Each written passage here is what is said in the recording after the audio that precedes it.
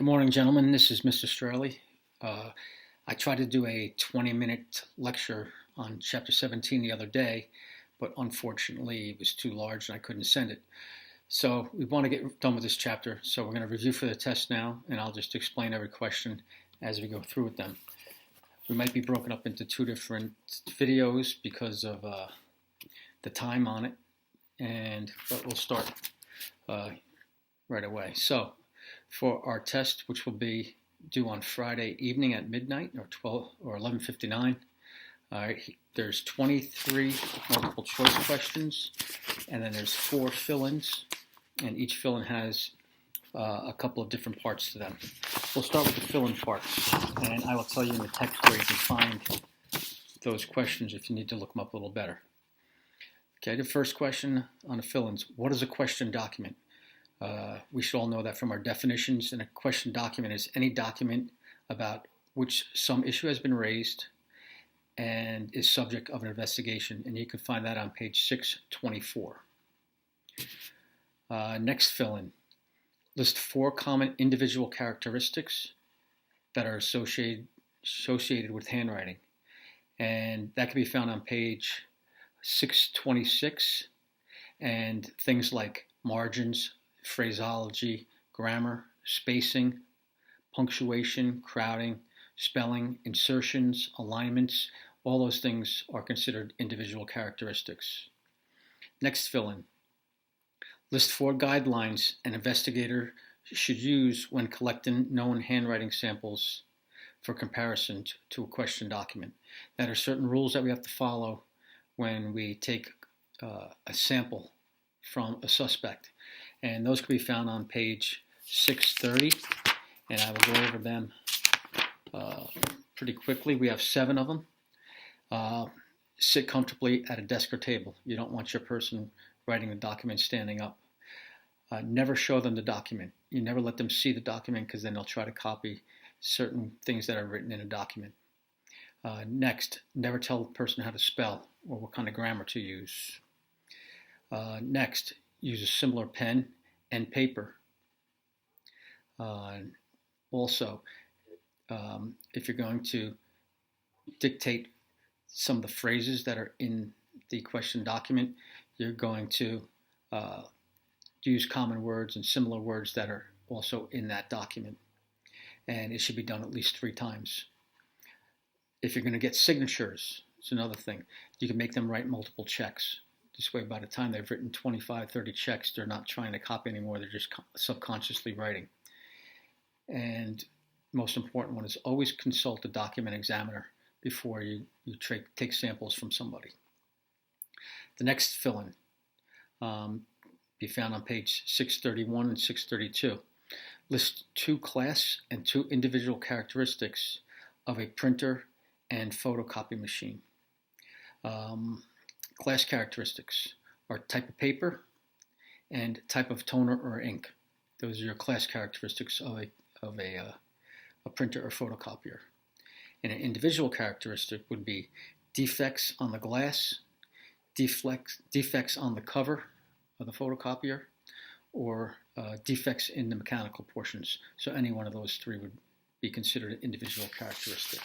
All right, let's get right to the multiple choice. I'm not going to give you the letter. Remember, all the above rule applies for most of these questions if you have that. So, first one here. Question documents include, and this is in all the above, petitions, lottery tickets, rare books, letters, checks, contracts, passports. Any of those things could be considered a question document. Next, the ease with which a child's handwriting can be individualized, and the answer is less than the ease in which an individual who's an adult's handwriting can be characterized. A child writes, they're kind of copying those letters that are on top of the blackboard. And they're trying to be very careful, while an adult writes subconsciously, so they're going to kind of write free-handedly. So the answer is less than, and that can be found on page 625. All right, next, With regard to constitutionality of obtaining handwriting examples, the court has ruled that all of the following except, and the answer is Fifth Amendment privileges apply, and that can be found on page 629. There was a case, Gilbert versus California, and it was similar to the case with California versus Gardner, where, or California versus Schumbert, where the guy, they wouldn't let him take blood. He said it was against his constitutional rights. This is very, very similar to that. Handwriting samples is considered to be okay to do. So it's Fifth Amendment privileges apply. And that's again on page 629. Next, the possibility of recognizing known writing habits in samples produced when a writer is under the influence of drugs or alcohol is, and the answer is less than. The possibilities of recognizing known handwriting habits produced when a writer of a sample is not under the influence, and that can be found on page 631. So you don't want to take samples from a person when they're intoxicated, because they're not going to be like they would if they were sober. Next, the writing characteristics of a person may be altered by weather, and the answer is all the above.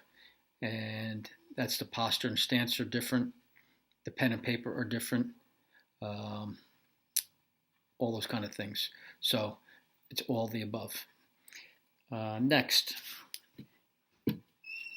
the ease in which one can find individual variations in typewritten documents is, and the answer is less than, the ease of finding such defects in a document produced from a business or personal computer, and that can be found on page 631.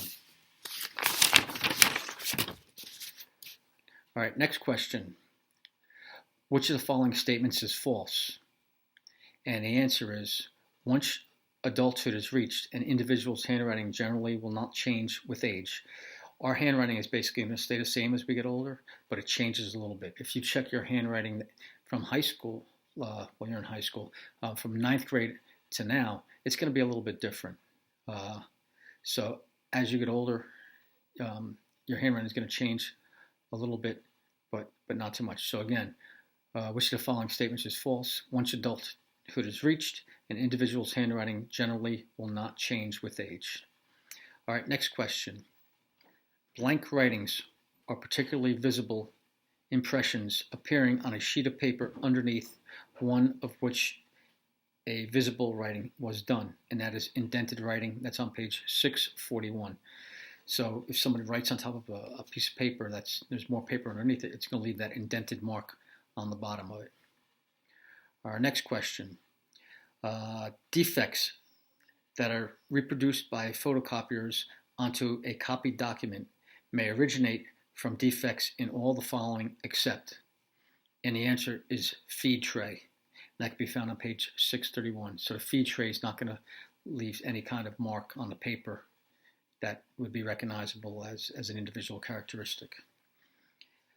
Next question. Some inks, when exposed to blue-green light, absorb, and the answer is infrared radiation and emit light. So the answer is infrared, and that can be found on page 635. Next question. In the case of blank versus blank, the Supreme Court has ruled that handwriting is non-testimonial evidence and does not violate a person's Fifth Amendment right. I mentioned it before, and that's Gilbert versus California. That's on 629. Next question. Fax machines print a header known as, and the answer is TTI, at the top of each page, which may become a very important point of comparison. So TTI for that question there. All right, we're going to end this video here, and I'll have to start another one because we're coming up on 10 minutes. And that question can be found on page 631 also.